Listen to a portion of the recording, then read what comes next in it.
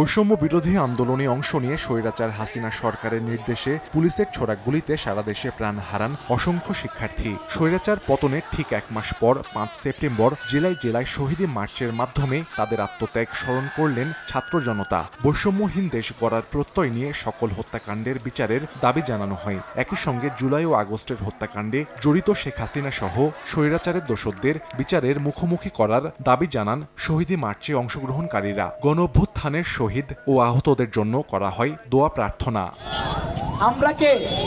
শহীদদের স্মরণে কেন্দ্রীয় কর্মসূচির অংশ হিসেবে রাজশাহীতে শহীদ মার্চ করেন বৈষম্য বিরোধী ছাত্র আন্দোলনের নেতাকর্মীরা। নগরীর বিভিন্ন প্রান্ত থেকে মিছিল নিয়ে তালাইমারি মোড়ে জড়ো হয় ছাত্র জনতা। সড়কে আঁকা হয় আলপনা, গাওয়া হয় গান। যারা এখনো দুর্নীতি ও অস্থিরতা তৈরির পাঁয়তারা করছেন তাদের সতর্কও করেন শিক্ষার্থীরা।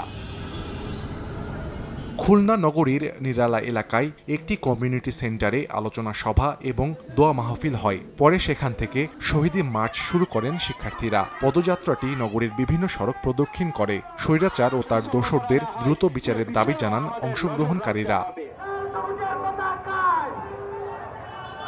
সিলেট নগরীর বিভিন্ন এলাকা থেকে ছোট ছোট মিছিল নিয়ে চৌহাট্টার বিজয় চত্বরে আসেন শিক্ষার্থীরা। সেখান থেকে শুরু হয় শহীদ মার্চ। ছাত্র জনতা স্লোগানে স্লোগানে মুখরিত হয় রাজপথ। পরে সমাবেশ হয় বন্দরবাজারের কামরান চত্বরে। ভোলায় ইলিশা ফোয়ারা চত্বর থেকে বের হয় শহীদ মার্চ। শহর প্রদক্ষিণ করে আবারও একই এলাকায় গিয়ে শেষ হয় মিছিলটি। সুন্দর ও সমৃদ্ধ দেশ গড়তে ইতিবাচক কার্যক্রম অব্যাহত রাখার ঘোষণাও দেন অংশগ্রহণকারীরা। যাদের আত্মত্যাগের বিনিময়ে আমাদের এই স্বাধীনতা, আমরা তাদেরকে গভীর শ্রদ্ধার সাথে স্মরণ করছি। এই স্বাধীনতা না পাইতাম তাহলে হয়তো আমাদের ৫ তারিখের বিষয়টা যদি ৬ তারিখও চলে যেত তাহলে হয়তো আমাদের অনেকেই আয়নাগরে থাকা লাগতো বা আয়নাগরে আমাদের ১ মাস আজকে পূর্ণ হয়ে যেত। ভবিষ্যতের বাংলাদেশে যেন বৈষম্য তৈরি না হয়, আর যারা শহীদ হয়েছে তাদের বিচারটা যেন দ্রুত সময় এবং সঠিকভাবে হয়। বিগত ১ মাস আগে আমরা যে স্বাধীনতার জন্য রাজপথে নেমেছি, আমরা চাই আমাদের দেশটাকে সুন্দরভাবে গুছিয়ে তুলতে এবং তরুণের প্রজন্মের বাংলাদেশ হতে। আমাদের ভাইদের বোনদের যারা মেরে ফেলা হয়েছে, যাদের রক্ত রাস্তায় রঞ্চিত হয়েছে, আমরা সেই বিচার চাই।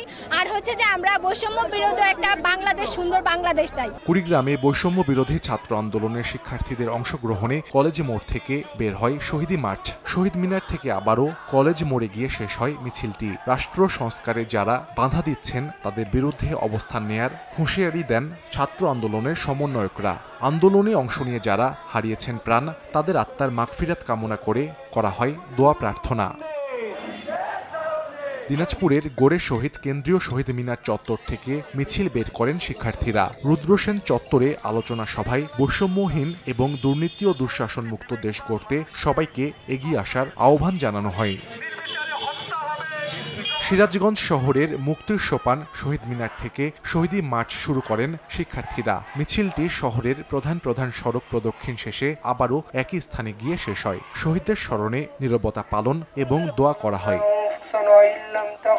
পঞ্চগড়ে শহরের জজ কোর্ট এলাকা থেকে বের হয় মিছিল। শহীদ মার্চ সড়ক প্রদক্ষিণ শেষে চৌরঙ্গি মোড় এলাকায় গিয়ে শেষ হয়। সেখানে বক্তব্য রাখেন বৈষম্য বিরোধী ছাত্র আন্দোলনের সমন্বয়করা।